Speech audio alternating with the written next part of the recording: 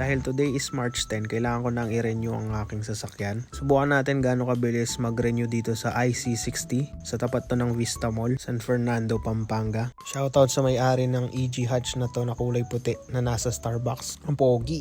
So pagpasok mo ng kanto, dire-diretso lang makikita mo ulit yung signage ng IC60. Ipila mo muna yung sasakyan dito sa tabi ng gate before ka pumasok para ibigay muna yung mga papeles na kailangan. Nagdala lang ako ng photocopy ng OR and CR ko tapos ipapasok dyan sa table sa harapan. Time check muna, 3:22. Tignan natin gaano kabilis matapos yung renewal ko. So kapag na-validate na nila yung papel, ibabalik na kagad sa'yo to para pirmahan. Next, papapasukin ka na para ipila yung sasakyan mo sa light vehicle. At buti na lang sa oras na to, konti lang yung sasakyan na nagpapa-MVIC. Pagbaba mo ng sasakyan, makikita mo kaagad tong renewal process. Based dito, 7 step tapos hassle-free daw. Tingnan natin kung gaano ka hassle-free to. Eto na, didiretso na ako sa cashier 1 para magbayad ng MVIC. For light vehicles, 1,100 pesos. For motorcycle and private tricycle, 560. 336 naman para sa mga for hire. Unang chinek nila dito is yung chassis and engine number. At syempre, dapat tungmayan sa papel. Next naman nilang i-check yung suspension ng harapan. Then ito na, dinadino na nila. Echos. Pang test nila yan ng speed at tsaka brake. Kasabay na din dyan, tinetest nila yung brake light kung tama ba yung kulay.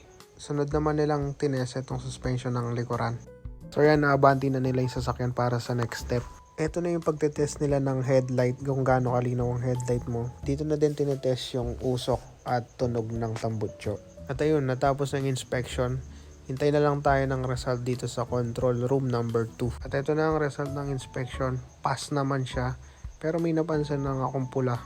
Ito, speedometer test 36 and 80% lang nakalagay.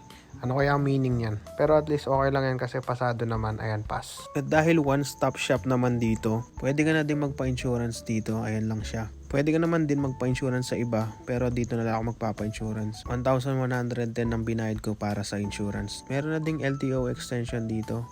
Dito ka na din magbabayad ng renewal. At ayun, via GCash ko binayad yan, 2,322.01.